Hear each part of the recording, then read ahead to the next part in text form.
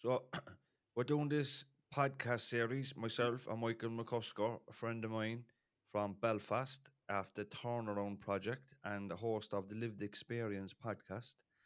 And I'm James Leonard, as some of you might know, from Cork City, formerly Two Norries podcast. Did podcasting with my wife Gillian there for Cart, it's called. That's still kind of ongoing.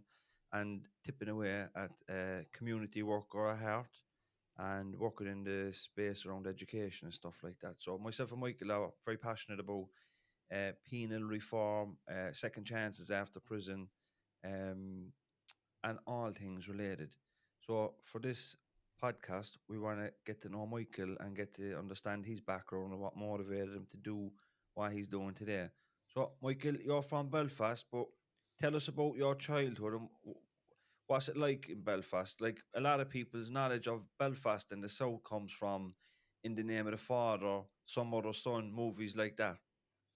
Yeah, James, absolutely. One, great to be here and to be involved in this project with you moving forward. And yeah, as you mentioned, I grew up in West Belfast, late 70s. I was a child of the 80s. So most of my mobility back then, memories is connected into the conflict. So, young people, violence, bombings, shootings, murders, lack of mobility, army on the streets. I mean, it was a place which is people find it hard to believe.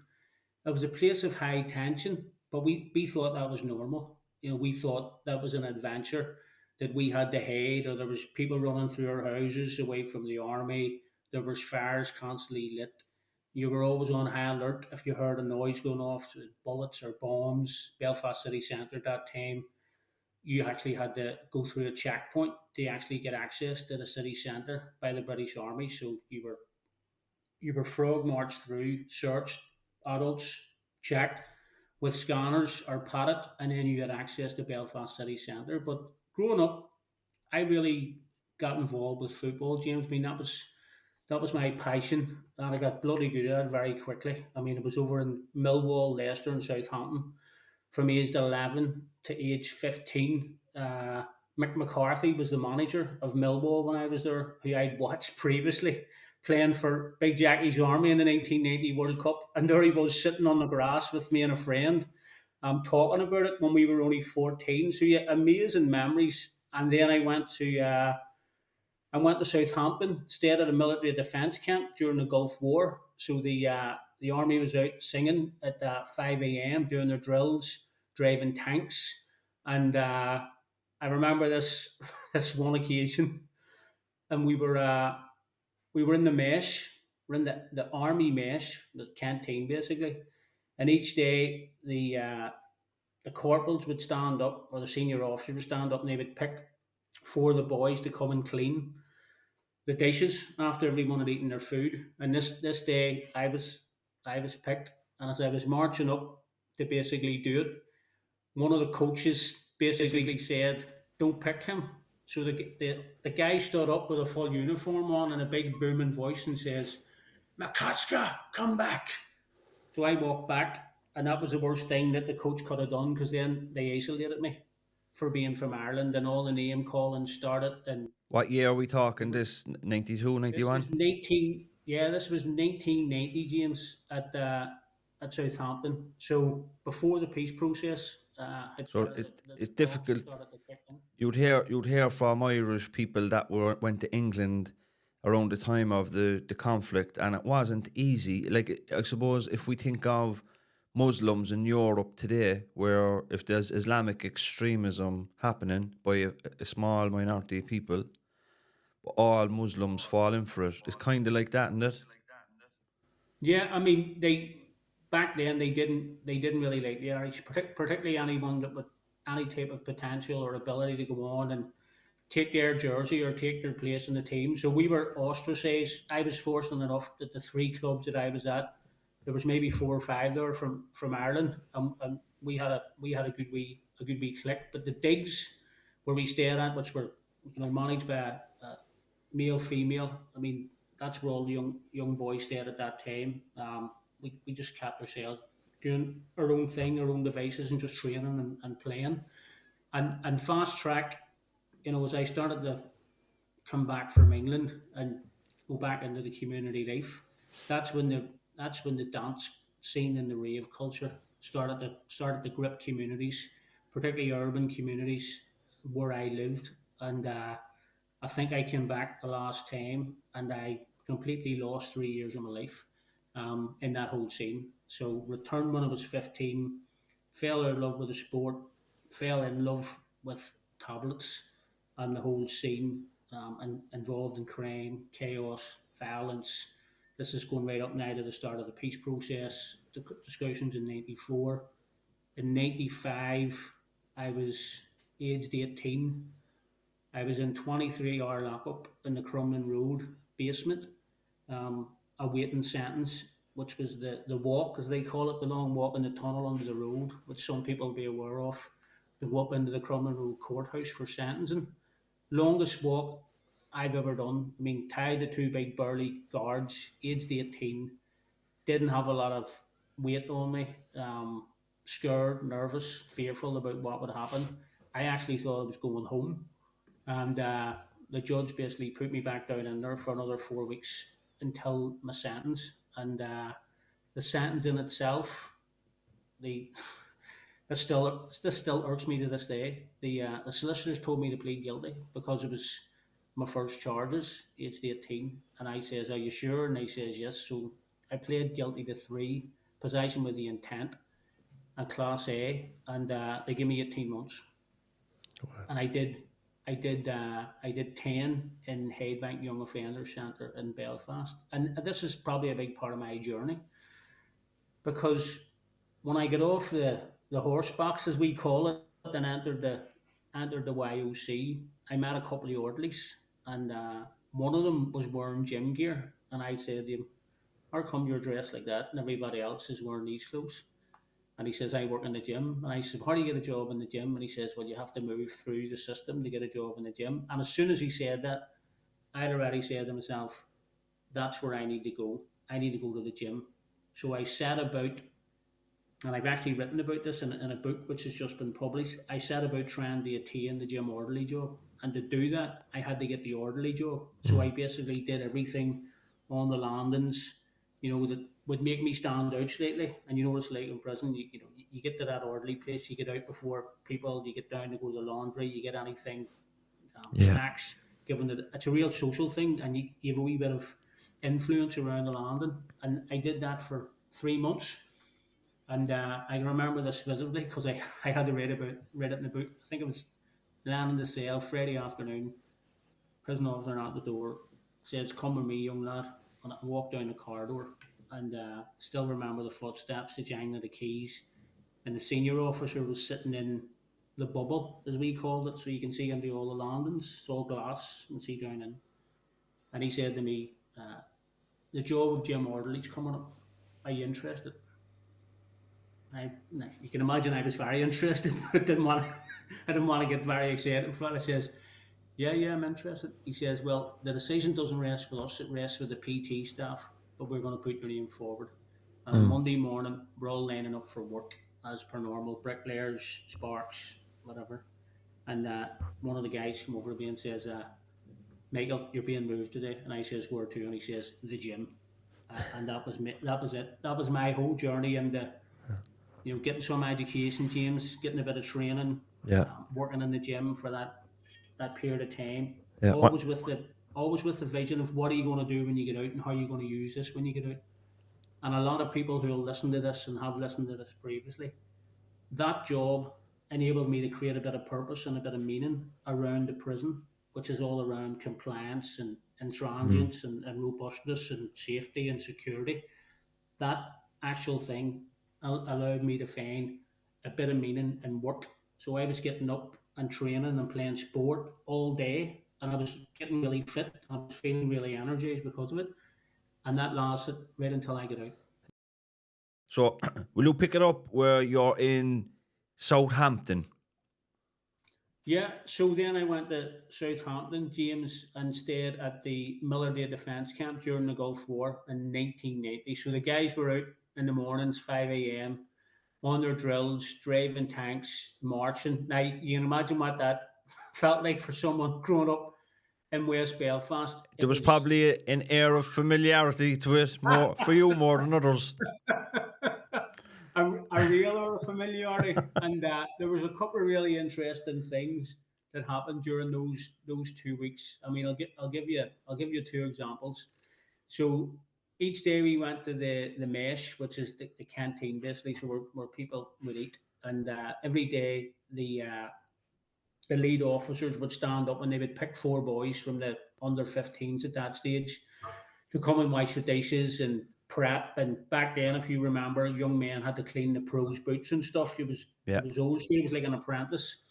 And that one day they picked me, and as I was walking along with the other guys, the coach of Southampton at that time told him not to pick me and send me back to my seat. And it was probably the worst thing he could have done, because then I was ostracised basically. And for young men from Belfast, particularly Catholics or nationalists, going to England at that stage, they were very suspicious, because that was still during the time of the conflict. They didn't have a lot of time for us in relation to trying to build relations or communicating. They just left us their own devices, and you could really feel that. So Even are you? This is around the era of Keith Gillespie at Man United, yeah, yeah, and Philip Mulroy, who's a priest in yeah. Cork.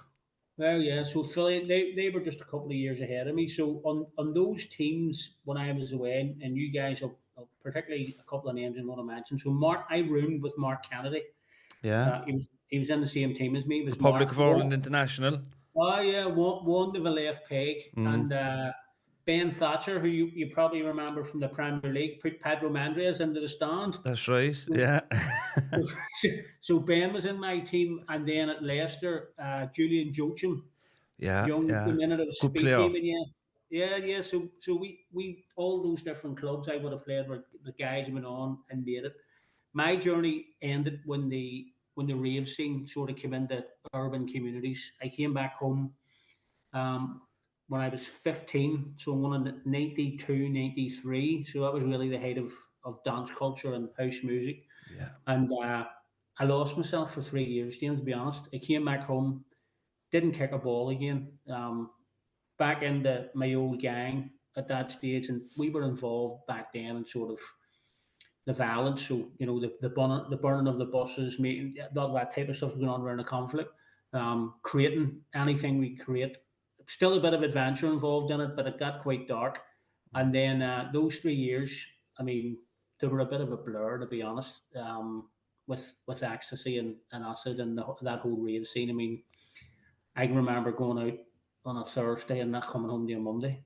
And I couldn't tell you what I was doing. I Did could you tell you where I was, but I couldn't tell you what I was doing. Did you get into any trouble with the paramilitaries at the time?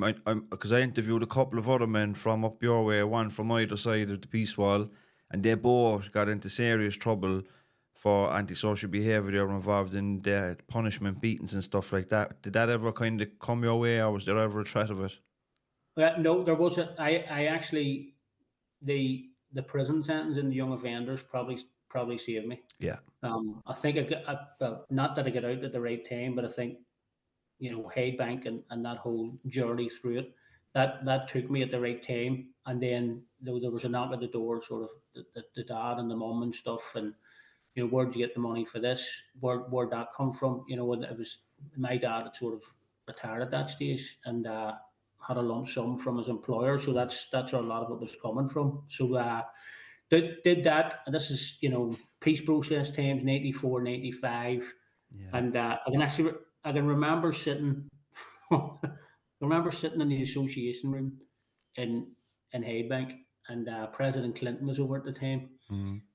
There was a chance meeting with Jerry Adams on the Falls, coming out of a bakery. There was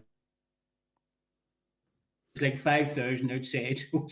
So somebody got wind that it was occurring, and I'm sitting watching the TV, and who do I see on the TV trying to get near Bill Clinton but my mum, trying to reach him with the whole Secret Service around him. But that journey, James, into and Into I Hyde mean, it was Bank. the Hyde Bank. Yeah, I mean, I've just recently been a co-author in a book around prisoner leadership, and I connected my journey in there with what I did before I went in there. So that whole fitness, sport, football, that whole journey enabled me to reconnect with that because I initially got a job as a gym orderly, an orderly, but I really set my sights on getting the job as a gym orderly, and I was fortunate that one of the guys was leaving 3.5 months into my sentence, and I was brought down the corridor one day. I thought there was something wrong by one of the guards, brought into the bubble, and the lead officer said to me, "The job for the gym orderly's coming up. Are you interested?" And I says, "Of course I'm interested." And he says, "The final decision rests with the PT staff, but we're putting you forward." And on the Monday morning, there's a long weekend. On the Monday morning, I'm standing in the lane. I was in the bricklayer's yard at the time.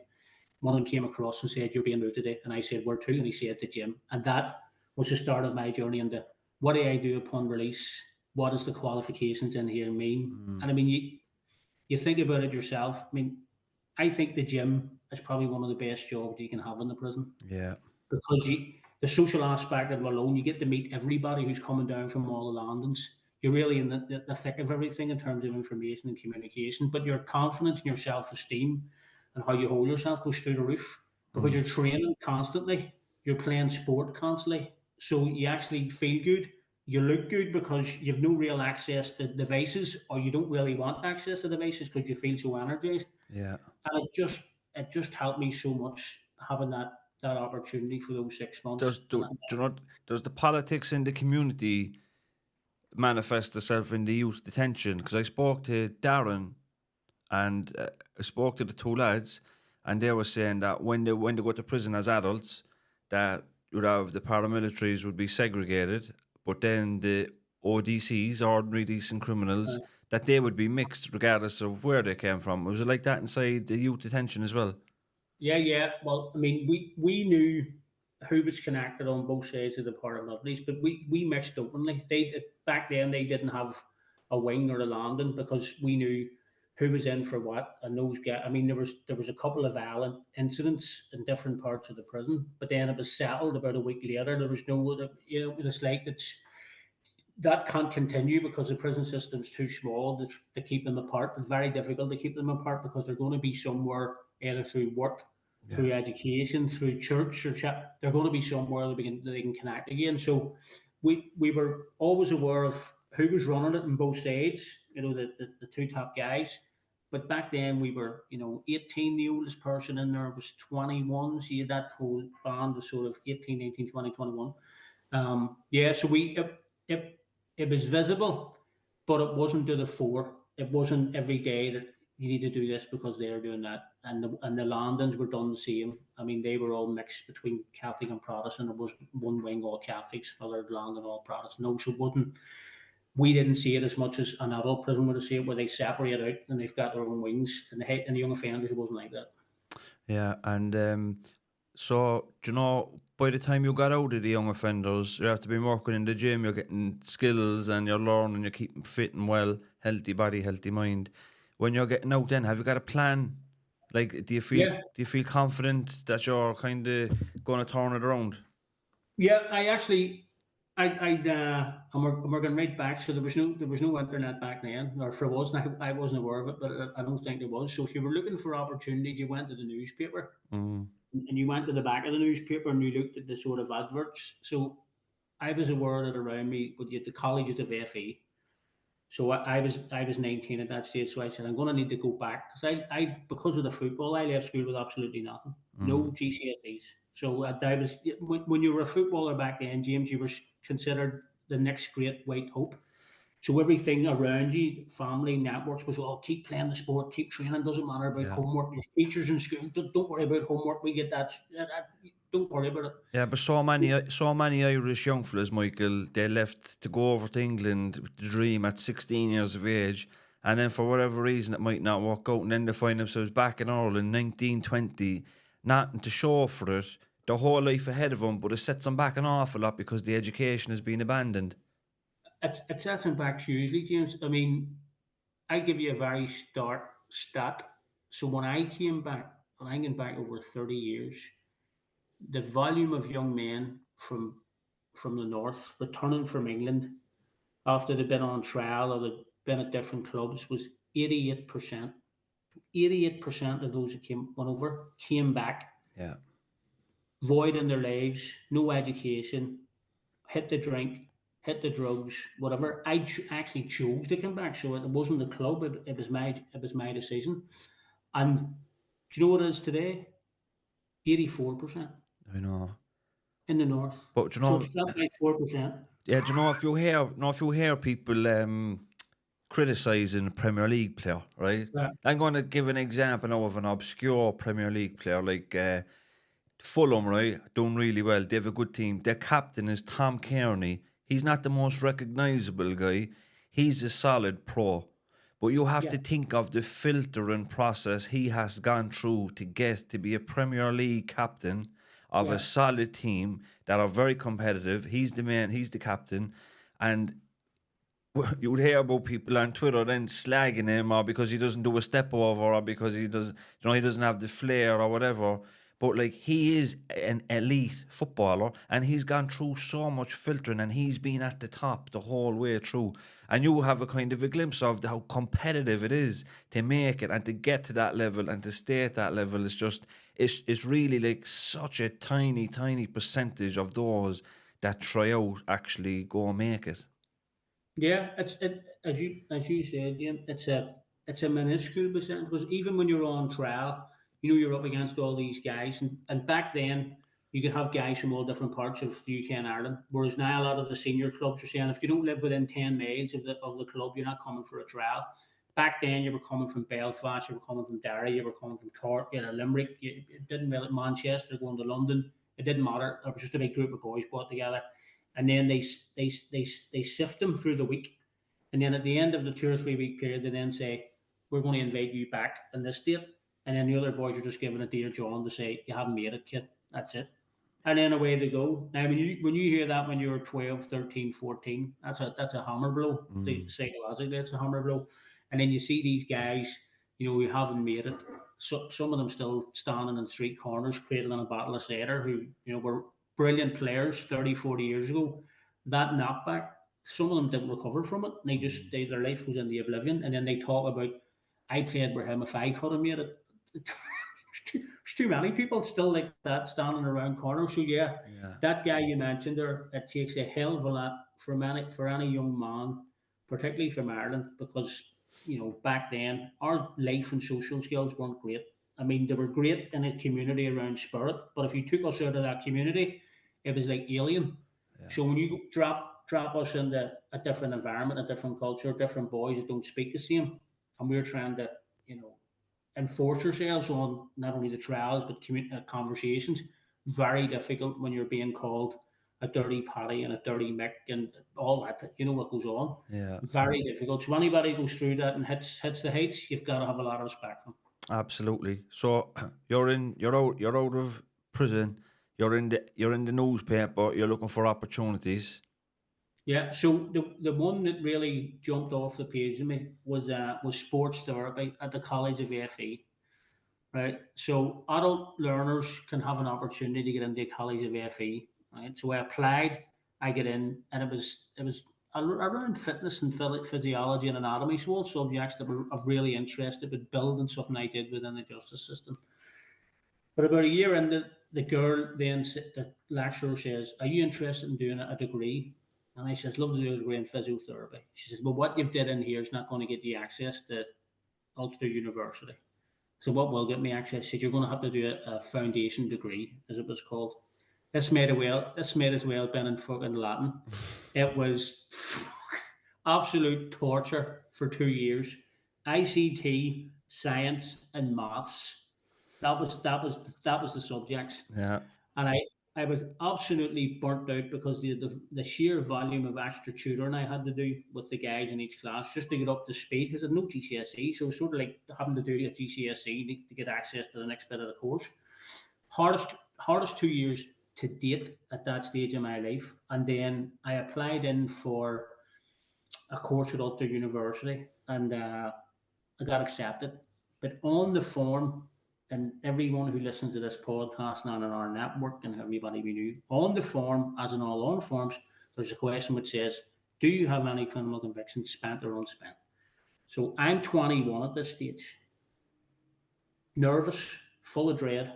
What do I do with this questions? Mm. So I went to Citizens Advice and I asked Citizens Advice, here's where I've been, here's where I am now. What do you think I should do with this question? Because if I put down yes and I try to explain it on this form, I know that they're not going to invite me anywhere near the university. And they says, Michael, tick no, and that them to decide because they're going to do an enhanced disclosure check because the course you're doing will require you to work with was a sports based Yeah. course. It was going to have to work with young people at certain stage. Left the box unticked, was accepted to the course. 2 weeks into the course, got a letter to the mums. You have an interview with the admissions panel, head of HR, and the course director for sports, exercise, and leisure Friday afternoon. So I was an absolute wreck for 3 days thinking about, swirling. Couldn't sleep. Couldn't really eat actually. Because I knew then if these people say no in this interview panel, no other university is going to say yes. Because they're going to say what happened to that one, or they're going to do a check of what happened to that one, and it's always going to be a no, no, no. And I remember it clearly. But in the Friday afternoon, sweat beating off my head, panel of four, sat down. Girl says, Michael, you know what you're here for. Tell us what you've been doing. Completely caught me on words. Tell us what you've been doing, not why didn't you tick that box. Tell us what you've been doing. So I told him the whole journey over the last 5 years to get the Ulster. And she said to me, listen, there's people attending universities who've committed worse. So we're going to accept you on this course. And I swore, James, at that stage I was working in a gym part time and I had a wee car, and I literally run out of the university, and I sat in the car for a good 30 minutes, and I cried. Mm. The sheer weight that I was carrying to get to that stage, and then them said yes. I knew that there was I knew there was a pathway, I knew there was a future, I knew there was a chance, and that was it. I wonder, That's, do you know, because where you're from is a particularly unique place with a unique history, okay? So, like, do you know if you were in Cork back in the early 90s or mid 90s doing this, and they mightn't have had that many people disclosing they were in prison, it might have yeah, been different. But yeah, in the north, obviously, there's been a lot of paramilitaries in prison that went to university when they got out. So they're looking at people disclosing they've been caught with fucking bootloads of Semtex. So yeah. they've been, do you know what I mean? So it's It's like, my it's a misdemeanor. yeah, maybe. It's like, Yeah, in the bigger scheme of things, you know what I mean? yeah. It was serious for you, it was a big thing for you, it was serious for you. But from the college's perspective, like they're probably seeing more people with convictions coming through the university, maybe than most other universities in Ireland. Yeah, no, I totally agree. But our two big universities up here are Queens and Ulster. They're the two largest in the north, and they offer different courses. So they specialise in different courses. So Ulster was always one that specialised in sport, sports, exercise, and leisure, physiotherapy, sports science. That's their space, and that's where the sports campus is for the city. So that was the one that I had to go to, and yeah, I was to finish that degree first in any generation and on both sides of the family. The attain a university degree. I mean, it was absolutely, and Mm. the mum was as well, and the partner, absolutely, and proud as punch. And at that stage, my life path was all about fitness. How do I get into the fitness industry? What does that look like? So I spent 7 years in that whole fitness industry space. Yeah. It's Uh, you raise a good point there because a big concern for people in prison is about like will they be allowed to move on when they get out if they want to. Not everybody wants to. Like yeah, there is a lot of people they don't even play with the idea of living a better life when they get out because they just don't think that they'll be able to get the course or get the job. But there will be people that will hold it against you and close doors in your face, but there will be people that will understand and appreciate you for who you are today and not what you did before. And there will be opportunities, It's like even if you went for that course and they said no, you'd have to just go again with another college, you know what I mean? Like you can't just accept that and let yeah, that individual or panel to define your whole life. Do you know? Yeah. No, I don't think me and you'd be talking on this podcast today if that was the case. Exactly. But I think It's- it you know, at to labour the point is to just drive home that yeah, the convictions are a bastard. We can't do nothing about them. They're there. We have to accept them what they are. We can't deny them if somebody does a check. Do you know what I mean? But yeah. they're not the end of the world either. Do you know what I mean? They're not the end of the No. world, and you can move on with your life no matter what you've done. Yeah. No, exactly right. And I mean, we know a lot of people between us and our relevant networks in this present day that have all overcome those barriers and those hurdles and are out there doing some wonderful stuff, not only changing their own story, but inspiring hope and creating paths for others to do the same. Mm. What's the turnaround project? So the turnaround project I got involved with in 2021. So we were still in COVID, but the idea was formed by a guy called Richard Good, who was a special advisor to the Justice Minister from 2010 to 2016. So he was The name is familiar to me. his dad was the Reverend Good, who was heavily involved in the peace process, Okay, man yeah. of the faith. So that was his dad. So Richard was part of the whole prison reform. So when some of our prisons at that stage, if you remember off the back of the conflict and the H blocks was there, and how do we demolish these, reconfigure? What are we doing with the prison population? Are we building more?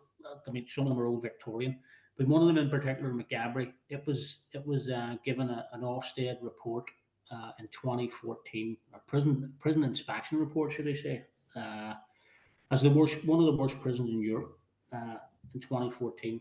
And you can, if you think about that, I mean, the population the size of the north, the prison at that time, I think would have maybe 1,500 people in it tops, and I mean, to have that carried against you in relation to sort of one of the worst in Europe, given the scale of Europe, Yeah. is no is nothing to shout home about. So he was actually part of that review process and how they make that better and the recommendations that were put forward by the prison inspectorate. And I think last year they came back, or 2020 they came back before COVID, and I think they'd managed to get 40 of the 46 in terms of the recommendations, which was no mean feat over that 6 year period. But within that, Richard was able to see the gaps and the opportunities and the challenges of people that were returning to society. And he told me when he read the report, something really jumped out. And it said something along the lines of um, prisoner in or prisoner out models don't work. It's communities in models that work. So how do you build a wider society to be more accepting of people that are coming out of the justice system? So that re-entry piece, Mm. and he had the idea of the turnaround, and it was really focused on ground maintenance, and I was looking at what they would know in release on temporary license in the UK mainland, so ROTL. So we would have had enhanced in the north, which basically means that you were allowed weekend release. Right, so you got to a certain level, they let you out for the weekend. You met in family, you did stuff. So I think there was 5 guys at that time in the young offenders that were on enhanced, so they were allowed out for day release, and they borrowed a van. They got an opportunity to cut some grass, and it really just built from there. So what the turnaround does is they offer transitional employment opportunities for people coming out of the justice system. So they give them 2 days full paid employment on a ground and property maintenance business, which goes across grass, hedge, all commercial contracts. So it's a social enterprise, generates its own revenue to pay its own staff from the contracts it wins, and they're all private sector. And we do a lot of contracts with social housing, airports, daycare. I mean, the client base is vast, and we're in a unique position. We're part of a supply chain, so people trust us that we deliver really good work. Yeah. The really difficult thing we have at the moment, just on the transition employment opportunity, James, is, and you'll know this, the referrals that we're currently getting are not job ready. So there's a piece missing before the job readiness program. So a lot of the men in particular being referred, still not settled, still not stable, still got chaos, still got drugs, still got family issues, still got the peer group, still got the community. So they've too many things going on to try and have any stability in their lives. Even if they, and we've saw this over the past number of years, even before I joined, they get very excited about the opportunity and about a routine, habits, and discipline. Just like prison, I get up in the morning and go here, I do this, so regimented, I do this, and then I leave at this time. That's easy to maintain. But then it's what they do around that and what's impacting them around that that really makes it difficult. So they Mm, do 2 days with us. What are they doing the other 5 days?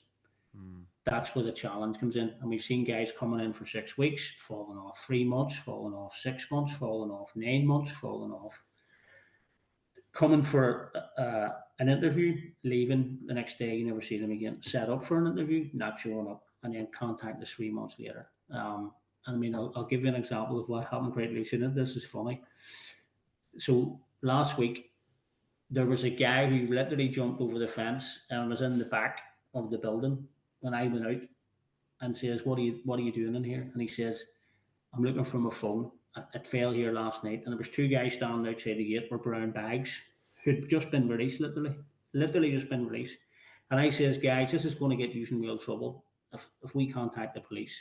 You're trespassing." And he says, "No, I'm trying to get my phone. I'm trying to get my phone." So his phone wasn't there, and we brought him back through the building to go out the front. And he says, "If you have any difficulties like that in the future, just ring that bell and we'll let you in." And then he looked around and he says, "Is this a turnaround project?" And we says, "Yes." He says, "I have an appointment in here on Friday." Talk about first impressions. I know. So, Jesus Christ, it's like you're after sabotaging that interview, and you. well, he did, as you can imagine, he didn't show up No, on Friday. I spoke So, to a community education and training provider here in Cork the other day, and there's an education and training program for people in recovery from addiction. And he's brought up a similar point to what you're saying. He brought up like in Cork in Ireland in general, people in early recovery or coming from addiction services. They'd usually have what's called a case manager or a key worker that would support them with their housing, their education, and they'd coordinate their complex needs. You know what I mean? So if they had to link with the city council or they had to link with healthcare or legal stuff like that, you have a key worker that would look after them. And then the education and training is part of it. So they'd be referred into him for education and training. What was happening was they were getting referred into him, but they had no case manager, you know. So he's there and they're trying to provide the education and training, but they have all these complex needs as well. And sometimes they become homeless or they relapse. And then if you find like they're supposed to be doing the education and training, but they spend so much time firefighting and trying to yeah, coordinate. And it goes back to like if you're dealing with somebody like that, yeah, about being very clear about what you're doing. You know what I mean? yeah. And trying to have professional boundaries, but then you have a lot of empathy and compassion for who they are and where they're at. But it can be difficult to straddle. Yeah, it's hugely difficult to straddle, James, and even in our work on a day to day basis. I mean, we see the guys coming in, we know who's fit for work, who's not fit for work, and they've got that flexibility with us because we're even though we're an employer, we're trying to get them ready for mainstream employment. So they're in employment, but they're not in mainstream, but they still got their contracts. But timekeeping, punctuality, if they some of them disappear for 2 or 3 weeks, then they recontact and say, "Can I come back?" etc. So we give them that flexibility. We need to because they're trying to rebuild their lives and we're trying to give them the opportunity. So that's one answer. That's the transition employment. My role is around engagement and advocacy. So it's going out and meeting, stakeholders, meeting local government, Department of Justice, probation services, connecting with people in different parts of the world around lived experience and their pathways and trying to learn to see whether or not what we're doing can be promoted outwards and see if there's any best practice that we can learn from ourselves. So it's that two-way system. And then part of that also sees me then look at opportunities where I can connect with others around leadership and the gaps and the opportunities and the challenges. So yeah, it's multifaceted, but the real bread and butter is the transition employment. I'm just in a very privileged position that I get out and meet people and do podcasts and get to travel, but it's all part of telling that turnaround story. And talk to us about your podcast. When did you start that? What was the idea? Like what was the thinking around it? Yeah, well, strangely enough, COVID was different for so many people. I mean, you speak to people, I'm sure you've spoken to people, family members, wider community, or people in the criminal justice space. COVID was different for so many people. You know, that some people were confined, they weren't using that space. You know, mental health kicked in. You know, there was a lot of domestic violence because, particularly men being at home for so long, kids had nothing to do. I mean, it was a challenging time. It was difficult for everyone. But for me at that stage, I was thinking, what do I what can I do with this time? Because that's what everyone had, time. And I then said, well, I could start learning some new skills. So I started writing, and then as the restrictions started to get a wee bit more relaxed, then you could go outside for about 10 mile on exercise because a lot of people were, struggling with, the lack of exercise and outdoors and the space. Mm. So I started recording myself on a phone while I was walking, and people were engaging with it. And a guy picked it up and said, "You should actually start a podcast." Because I don't even know what starting a podcast means. I've heard a podcast listening, but I don't even know what it means. And at that time, there was a podcast platform called Anchor FM. Mm. It soared through COVID so much so that it started eating into Spotify bought it. Spotify bought it basically, and it's now called Spotify for Podcasters. So they bought them out. Really good for the guys who invented it because they walked away with billions. Mm. But at that stage, you could actually do it off your phone. That's right. Right? You record off your phone and cut and edit, and it was amazing stuff. And you get great studio audio from it as well. Yeah. So when I think back, so if I listen back now, I'm going, gee, experience is a wonderful thing in the podcasting space. But the idea initially was, I speak to people with lived experience of the justice system who turned their lives around. How did you do it? Why did you do it? Who supported you? What was the help? What did that look like? What are you doing now? Right, so that was the idea. And then after I did a number of those episodes, themes started to develop. First one was I needed the support of X, so was someone supporting them. So I then said I'll maybe start to reach out to some of those people, and some of those people were managing directors and CEOs of third sector organisations who had literally no life experience with the justice system whatsoever. Yeah. I was trying to find out what drove them. So what gets you up out of bed in the morning to drive this organisation that works for some of society's most vulnerable people, stigmatised, labelled, why do you do that? And then from there, I then started connecting with criminologists in the space. So why do you study criminology and criminal justice? I mean, it's not something that you wake up about. Something must have happened in your life that got you interested in this, that you went, I'm going to pursue a path in it. And it really just grew organically from there. So it's opened up. I mean, I think my last statistic, we're currently streaming in 63 countries.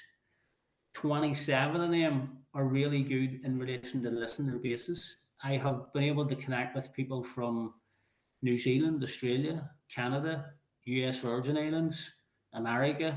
I mean, just wonderful people, amazing guests, life stories that really inspire hope and change. And it really just, when I get up and I know that I'm going to be interviewing someone that day who has a story that can resonate with people who've formerly been incarcerated or been addictions, it just fills me with so much energy that I go, I'm going to get to sit and listen to someone who's going to make me just feel 10 feet high, listening to them talk. And that's, the podcast is called the Lived Experience Series podcast. Yeah. So and what's really interesting about that is a lot of people who've been on it don't have lived experience of the system. What they do have lived experience of life, and they use that lived experience to connect with society's most vulnerable. And I think that's a really valuable characteristic and courageous to have, because it's not for everybody. As you know, this is a very narrow, very challenging space to be in, and for people that are getting up and putting their shoes on every day and getting into that space with no former experience of it, I think it's really amazing to witness. Yeah, I think what we might do for another podcast down the line, maybe talk about what it takes to be a lived experience, kind of what it takes to lean on your lived experience and the pitfalls and challenges and opportunities, the pros and cons of being out there with your experience and being open and leaving yourself a little bit vulnerable, but trying to reach out to people, because there's more and more people getting into that space through podcasts like your own and like our own, and there's more people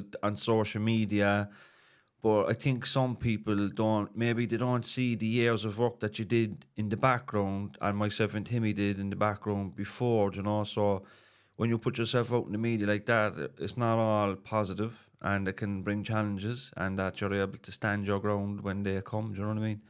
And it's Yeah, and you raise an interesting point there, James. We'll chat about this on a different episode. But the sheer volume of videos, particularly through TikTok and Instagram, and people are stepping out and formally justice experience and addictions, and there's a fine line, there's a real fine line because you're talking about some of the darkest periods of your life in an open platform, so everyone can see it, everyone can listen to it. It's out there, it's recorded.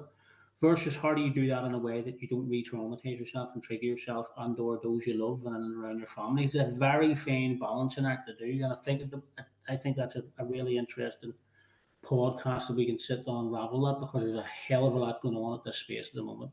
there is. So I think that'd be an interesting one. But I was in, maybe we'll have a further discussion as well about our time in South Africa. But I was in South Africa with Incarceration Nation Network in last year, and you were there this year. But tell us a little bit about the people you met and what it was like over there. Yeah, I mean, so this year we went across. It was 13 leaders from 12 countries. So U.S. Virgin Islands, Jamaica, Chile, Argentina, Brazil, and everyone brought something different in terms of their experience, not only their life experience, the country they grew up in, the city, the community, the challenges that brought, their journey through incarceration and what happened pre and post and during, and then what they did with that now in their own space. So they were all recognised as leaders in those cities, James. And the idea around the Global Freedom Fellowship is to bring them all together and they start to look at how can we make this system a wee bit more better for people that are coming behind us. How do we look at reforms? How do we look at sustainability? How do we look at education pathways, jobs? So you've got this cocktail of everyone doing different stuff, and they're trying to get them all together to say, how do we use our combined knowledge to try and make things work? And South Africa for me, and you'll probably have your own experience around this. I mean, it's like if you think about a compare and contrast, if you try to imagine one of the most difficult and challenging environments you'll be in with no real sanitation, tin huts, you know no opportunities, real lack of hope and aspiration, and then you look at in the same part of that township or a couple of miles away, you look at real privilege, high walls, gated communities, dogs, um, you know, people that have did really well for themselves, usually Afrikaans or white. And when I reflect back on that, I mean, when I was walking through those townships, I was very conscious about the color of my skin and what that meant in terms of people who had oppressed, Mm. that community, that part of the world Isn't it? previously. Isn't it an interesting space to be as a white person in a predominantly black area, because we don't experience that in Western Europe. Obviously, it's a very white place where we're from. Ireland is as white as you can get, you know. So, like, obviously, I remember there was in Cork in the 80s and the early 90s, basketball was big in Cork, right? And there was a couple of African Americans come over, and they were amazing basketball players. But I remember he did an interview a couple of years ago. I can't remember his name, but he did an interview on local radio here, and he said that there was so little black people in Ireland in 1987. He says that even when he was walking down the streets, even the dogs used to be looking at him because the dogs never see a black person either. Yeah, but obviously it's more multicultural now. But when you're walking through a township as a white European, you kind of get a feel for what it must be like for an ethnic minority in another country. Yeah, well, so that was one of the real start things to see. But then the second thing, which I have found very challenging, is there were some people there from Cape Town and from Johannesburg, and we were chatting them in those relevant townships. I mean, we were there representing, Mandela's, laws and rules and freedom fellows, and trying to push this whole system forward. And when I think about someone from Western society, about Mandela. He was a global icon. He was held up to the world. He won a peace process. I mean, the whole journey went through to Robben Island, this walk to freedom, the journey. And then when you speak to some people in those townships, it's really difficult. It's difficult to understand because some of them are very pro Mandela, some of them are non-trust, and some of them are very angry about what happened post that Mandela era because they thought a great prosperity was going to come to those townships. It never materialised.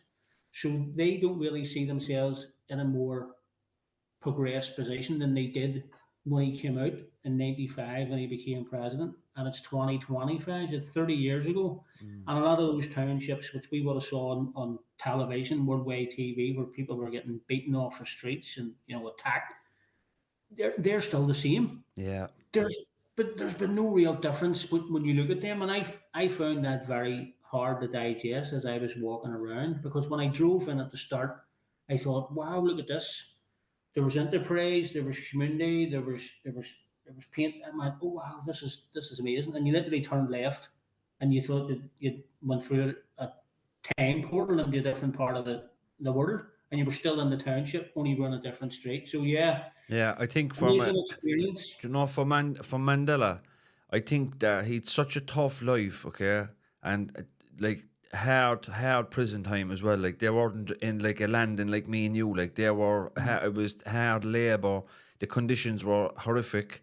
Um, and he got out, and then when he became president, he did a term. I don't think he had it in him to do another term, and I Yeah, think the people that came behind him were corrupted by big business, yeah, and I yeah, think that was it. And as well, another point is like people are imperfect, and like yeah, my perspective on Michael Collins might be very different from your perspective on Michael Collins. Do you know what I mean? And people's perspective on like people can have like for do you know a few years ago the BBC did the 100 greatest Britons and number one was Churchill. Now people in India might not like that because yeah, of the famine. yeah, Number two was Oliver Cromwell, who obviously is seen in Ireland as like the one of the worst people ever to come on this island. Do you know what I mean? yeah, Because of the penal laws and transporting people around to the colonies. So like it depending on where you are, do you know how you look at people. But I think Mandela has hero status and rightly so. But he yeah, also has his flaws, and he'd be the first person to admit that. yeah, yeah. No, I totally agree. Where I saw this in in real time, one of the guys who was with us, James, was a community leader from one of those townships, and he was talking about the challenge he had around decision making. So because you've got opposing parties in government at every level, right up to the top. So when he needs a decision made or needs to go to someone for a decision to be made about the community in which he works, that same political party are asking him to join their political party so they can go to this political party so the decision can be made. So he can't go as a neutral. They're asking him to pick sides. If you want us to go to this party, you need to join our party, and then we're happy to take your grievance to this party. So he's stuck. He's trapped, and he says, and that's right across all the townships because that's what's the way it's set up the system. And I'm like, well, how do you get anything done? He says, well, have a look around and you tell me what is getting done. Because No. the ones up here trying to make decisions, they have to get their support. That's the filter right down. And if we try to bring something up from grassroots, they're telling us to join that party or they won't go to that party. And it's just like, wow. Yeah, it's so difficult. Yeah, I think maybe for our next chat, we should just do deep dive on our time in South Africa, maybe produce a few photographs each and kind of discuss it there. But I just want to finish on the leadership program that you're coordinating with Damien at the moment. Yeah, I mean, I think I mentioned to this that our group, James, the experts by experience group, as the Irish Prison Service would call us, or internationally that's what would be known as. But the idea was really very simple. We were chatting about the Global Freedom Fellowship. I'm fortunate that I have groups of people that I can connect with around the world, academia, running organizations, people with lived experience, and it really started to mean, I'm doing this work now 18 years between youth justice and then into the adult NGO system. And I started to look at, well, why is an organisation and or a community and or a city and or a country adopting models from around the world and trying to make it fit a very narrow space, which is the space we occupy north and south. We've got some very creative, very innovative, very driven people in that space. Mm. Why don't we try and harness something around what they did and develop? So leadership starts with self, right? So when you look at who's a leader in their space, they go, well, it had to start from themselves. So if you think about a journey of transformation in a person who's been in justice or addictions, that whole inner journey is so important. And then how they move out of that is self leadership, and then how they move in these spaces is leadership, and then how they drive that to the next stage, that's all leadership, and depending on where they go. So the idea was how to take a group of people who've got a very transform hope filled, inspirational story from their time in justice and impact it. And then how do you help them identify others through inmates in their communities or cities who want to develop as leaders? And the idea for the what's now known as the Lived Experience Action Development Program, LEAD, was launched 6 weeks ago with a lot of preparation work with partners, stakeholders, the group about naming what should be in it. A lot of consultation done with lived experience people in different parts of the world. Do you think the content in this right? What about the modules? Do you think the webinars will fit around the themes? And what started to come out now is a group of people who seem to be very galvanized, who are going to pioneer this first of its kind, north and south, um, around how do we use the people that we've heard from in podcasts or in our community are creating jobs or social entrepreneurs or working on drugs and alcohol and addiction services. They're self-employed. How do we use them as a potential point that we can connect with if we want to go down that path of leadership within the criminal justice space and or addictions and or recovery? And that's the idea of the lived experience leadership program, which we hope is going to produce what we need, and then we can start to look at the results from it and the evaluation and where those people go next in the pathway, with the idea of then how we build that into some type of network. And that's where the real magic and gold will be found in this, is how do you develop a network of all these people that are doing really well, how do you galvanize them so they collaborate, and we can reach a lot more people. Yeah, I think the concept is great because it's a small island, and we don't want to be working in silos. Like, we've shared similar backgrounds, we all want similar things, but we're going about it in our own individual way, and that's great. That's the beauty of it. But there's no harm in bringing people together either and building a network, a type of a fellowship and a support for each other. And collectively, we can be stronger. And maybe this is the start of something. Maybe we can drive policy change. We can maybe get a fucking presented in our Oculus committee, and that's what I see it. Oh yeah, it's all open, James. It's Oh all yeah, open. we'll be addressing the Oculus one of the days around. Like, this is what you need to be doing, and this is the evidence, because we've been in this space with all these different people from around the country, north and south, and these are the pitfalls there, and this is how they navigate it, and based on all that, this is what we think. That's what I think is going.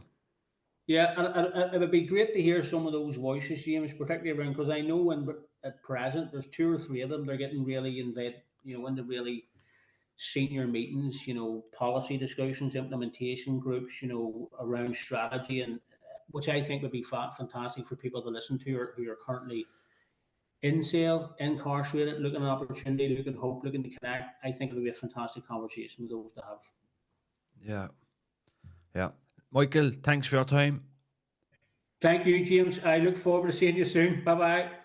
Recording stopped. So I think what we'll do, Michael, is I think a good one would be to talk about South Africa. If we can maybe give 6 or 7 photographs each, and then I can pull them up to the screen, and it'll spark conversation. But I think we could go deep on what we were doing in South Africa, INN, GFF, GFS, couple of the people on it, and I think that'd be interesting for people. Well, no, that's perfect. What I have is hundreds of images, so yeah, I'll pick 6 or 7. I'm sure you have the same. Yeah, We'll dive in, and then that will be a good lead on when we actually start interviewing some of the GFS globally. yeah, Because then you're building it, the guys, you can say myself and Michael were talking about this here. Some of the people who are actually on it over the sort of 23-25 period. Yeah. So people have context then when we're interviewing all these people. Yeah. Yeah, that's great. That's great. Happy enough? Happy enough with that. That was very good. Do you know? Do you know when you're interviewing people? Have you got Yeah. a microphone and headphones? Yeah. Yeah. And in the meantime, I'll have a look at that. Do you know what? When you said about fucking Spotify for podcasters, maybe we should use that. Yeah, well, you can do it on. So if you're hosting, all you've basically got to do is register. It's free. So all you've got to do is register, and then they'll send you a thing to set it up. And then once me and you come on like this, it says go to video, and then it says build your studio out. So it's if me and you sitting in a studio, like Yeah. the same studio. That's pretty slick. Yeah, I'll have a look at that there as soon as I finish up here, and by the time we do it, then maybe we'll coordinate there through WhatsApp. But I'm on holidays Thursday to Monday. I'm going So to you're going away Thursday, yes? I'm going away on Thursday, be back Monday morning. But I'm available to meet Monday evening still if you're free. Yeah, no, I'm free. So what I'll do in the interim, because this is only Monday, I'll punch you the GFF fellows from this year, their bios. I'll punch you the images for the next one we're coming on, Yeah. and then I'll give you a list of names. Or we'll get that doc, and I'll say here's some people here I might want to interview, and then from that we can do around that. I mean, for us to fill 52 weeks, we could probably nail this, James, in 6 months. Absolutely. Without blinking. Yeah. So, Yeah, but you get us ahead. Usually then when you put in an invoice for the IPS, you get paid about a month later. So just bear that in mind if we're putting in No, we don't need to have the 25 of them done to put in the invoice. Just once we have maybe 10 or 15 done, they can see then like that we're tipping away. Then we can stick in the invoice, with a projection then of the next 10, Yeah, no, that's perfect. That makes sense. All right. Right, buddy, listen, enjoy your evening. It was great chatting to you. Slán. See you soon. God bless.